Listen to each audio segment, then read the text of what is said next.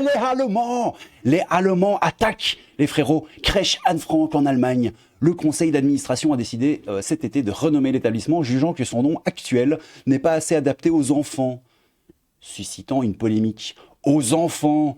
C'est bizarre ça. Il y a Libération, il dit c'est à cause des enfants. Et t'as le Figaro, il dit quoi? Il dit l'histoire de l'adolescente juive tuée par les haines est difficile à comprendre pour les enfants issus de l'immigration, selon la directrice de l'établissement qui souhaite promouvoir l'autodétermination et la diversité des enfants. Mais enfin, Libération, alors déjà, c'est fantastique. C'est fantastique. Mais en plus, on ment. Selon BFM eux-mêmes, et c'est dire, hein, c'est pas faux, une crèche Anne Frank veut changer de nom pour promouvoir la diversité. Bref, Libération, c'est vraiment une bande de têtes de nœuds. On va aller sur le Figaro. Alors les gars, qu'est-ce qui se passe? Donc, c'est une crèche en Allemagne qui s'appelle la crèche Anne Frank. Et en gros, ils veulent changer de nom parce que l'inclusivité, les petits oiseaux, la diversité. Et il faut surtout pas que les jeunes issus de l'immigration se sentent triggered, car ce serait très grave. Bon, on va la faire courte, hein, parce que de toute façon, déjà, de 1, il y aura rien. Et de 2, c'est quand même une histoire vraiment... Enfin, c'est n'importe quoi, hein. Encore une fois, j'ai envie de vous dire. Allemagne, les Allemands. Une crèche nommée Anne Frank veut se débaptiser pour trouver un nom plus ouvert. L'histoire de l'adolescente J, tuée par les haines, est difficile à comprendre pour les jeunes enfants, en particulier ceux issus de l'immigration, ça on l'a déjà dit, selon la directrice de l'établissement qui souhaite promouvoir l'autodétermination et la diversité, la sainte diversité. La crèche Anne Frank à Tungerpetete, c'est quelque part en Allemagne, va être rebaptisée, ouais en plus, quoi frérot, ils veulent la rebaptiser World Explorer, quoi. Ce truc qui n'a aucune profondeur, aucun intérêt, c'est plat et naze, ça sent le World Citizen, ça ne veut rien dire. World Explorer, on dirait le générique d'un épisode de Dora l'exploratrice, quoi. C'est naze au possible. Ça ne fait référence à rien, ça n'a aucune substance, aucun goût. T'as compris? Ça ne veut rien dire. Oui, le conseil d'administration de la garderie. Plus c'est une garderie, c'est une crèche, quoi, tu vois.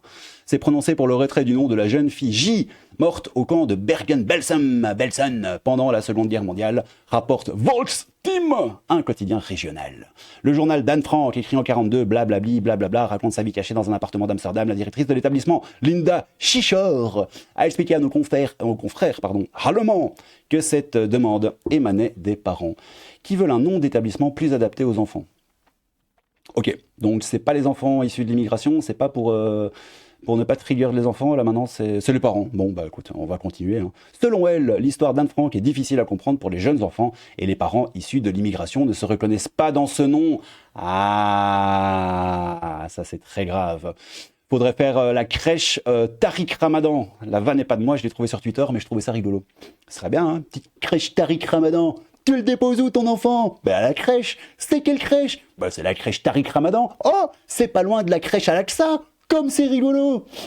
Ça va finir comme ça, hein, les frérots. C'est du grand n'importe quoi. Bon voilà, je me répète, mais selon elle, hein, la directrice, donc Madame Chichor, l'histoire d'Anne Frank est difficile à comprendre pour les jeunes enfants et les parents issus de l'immigration ne se reconnaissent pas dans ce nom. Nous voulions quelque chose sans arrière-plan politique. Le processus de changement de nom serait en cours depuis l'été et ne serait donc pas corrélé à la montée de l'antisémitisme en Europe liée à l'agression du Hamas contre Israël le 7 octobre. Ouais, bon, ok. Le maire indépendant de la ville de 10 000 habitants, Andreas Brom, assure qu'avec ce changement de nom, la crèche sera plus ouverte qu'auparavant et promouvra mieux l'autodétermination et la diversité des enfants. C'est beau!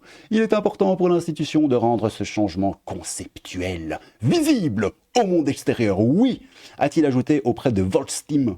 Si les parents et les employés veulent un nom qui reflète mieux le nouveau concept, cela aura plus de poids par rapport à la situation politique mondiale. A-t-il poursuivi. Cependant, le conseil municipal qui doit valider le changement de nom n'a pas encore prévu de date pour le vote. Wolfgang Schneis, commissaire régional à la vie juive et à la lutte contre l'antisémitisme, a dit comprendre l'impulsion positive de ce changement de nom, mais regrette qu'un lieu qui rappelle Anne Frank soit perdu en conséquence.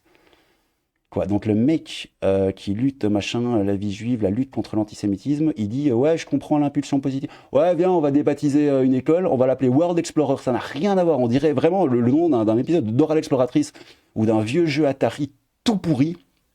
Hein, j'ai écouté l'homélie du père Atari. Mais c'est naze, enfin, ça n'a aucun sens. Donc le mec, lui, il est en mode ok, je valide, je comprends l'impulsion positive. Mais en quoi c'est positif? Enfin bref. De ce changement de nom, mais regrette qu'un lieu qui rappelle Anne Frank soit perdu en conséquence. En 2021, l'école maternelle Anne Frank à Exleben avait renoncé à changer de nom devant le tollé. Le maire Eiko Koch, CDU, la droite allemande, c'est très grave, avait présenté ses excuses tout en se déclarant très surpris de l'ampleur des réactions. Bon, il y aura Walou, hein, les frérots. Alors, on va quand même regarder donc sur Libération. C'est pas à cause des parents d'immigrés qui ne se sentent pas inclus, machin, dans la référence historique. Pour eux, c'est les gosses. Voilà. Jugeant que son nom actuel n'est pas assez adapté aux enfants. Voilà. Bon, ça dit les choses, mais sans les dire. Tu vois, c'est un peu de Libération. C'est comme d'habitude. C'est fantastique. Et c'est très rigolo. Bon, moi j'ai fait ma petite crotte de nez, évidemment, j'ai dit pourtant Libé, quand il s'agit d'enfants, généralement, ils aiment bien creuser, ou pas en fait, ça dépend d'où on se place, bah oui. Ouais, et donc c'est rigolo parce que Libération se fait absolument défonçax la tétasse en commentaire, comme souvent, on va pas se mentir, mais bon voilà. Et donc on a Géo, notre pote Géo ici, qui nous dit « Le wokisme est un mélange de fascisme et de fanatisme, et l'actu nous le prouve tous les jours. » Depuis le 7 octobre, où des USA à Berlin, en passant par Londres et Paris, on a libéré la bête immonde, qui se fait applaudir par la gauche, qui sera 7 fois, c'est rigolo ça, 7 fois, du mauvais côté de l'histoire. Alors frérot, je suis d'accord pour dire qu'il y a des idées de gauche qui sont bien, mais le coup du 7 fois, quand Mao, les millions de morts, Staline, Pol Pot, c'est quoi? Qu'est-ce qui se passe? Quand est-ce que la gauche était du bon côté de l'histoire? Moi, c'est ce que j'ai envie de savoir. Hein. Bon, évidemment, hein, la gauche, les grands résistants de la Seconde Guerre mondiale hein, qui se sont réveillés en 1972. Voilà, moi je ne sais pas, je ne fais que poser des questions. N'hésitez pas en commentaire à me dire à quel point je suis teubé et à me lâcher votre science historique pour me prouver que la gauche, c'est les papillons, les petits oiseaux et que je me trompe. Et les historiens le savent. Et les historiens le savent. Vous en avez pas marre d'occulter la réalité? Ouais, c'est une bonne question pour Libération, ça. Personne chez Libération se demande si son combat est juste lorsqu'on en vient à cacher l'information. On dirait l'illustration d'une théorie complotiste d'extrême droite, c'est très grave, d'un certain Renaud C. Je ne sais pas qui c'est, et en tout cas, c'est sûrement très grave, comme vous le savez. À la demande des parents, entre guillemets, nous voulions quelque chose sans arrière-plan politique. Politique. Ouais, bon, la honte totale, hein. Ils ont proposé Eva Braun, probablement, ouais, c'est ça, la crèche Eva Braun, hein, pourquoi pas. Mais quelle horreur! Quel rapport entre la vie de cette petite fille et le conflit Israël-Hamas? Faire ce lien aujourd'hui est une aberration, un crachat fait à l'histoire. Bon, a priori, ils étaient déjà en discussion avant les dingueries du 7 octobre. Donc voilà, écoutez, on sait pas. Hein. De toute façon, tout ça n'est qu'un grand beignet caca. J'ai pas vraiment les mots pour expliquer ce que me fait ressentir cette nouvelle. Choquant, c'est sûr, mais tellement d'autres. Puis il y avait le poteau qui disait en rigolant, ouais, la crèche Tariq Ramadan, là, la vanne que j'ai utilisée tout à l'heure, bon, je la trouve plus, c'est pas grave. Une bêtise, etc., etc. Oh, que de commentaires racistes pour un truc qui n'est pas encore officiel. Bah oui, si c'est pas encore acté et que c'est pas encore sur le papier et qu'il n'y a pas encore le petit promontoire sur la crèche qui dit World Explorer, il faut se taire. Qui peut être discuté mais qui n'a rien de fou non plus. Ouais, c'est pas fifou, nous dit AVBC. Et qui se passe dans une cambrousse d'un autre pays. On pourrait tenir le même discours pour d'autres choses, hein?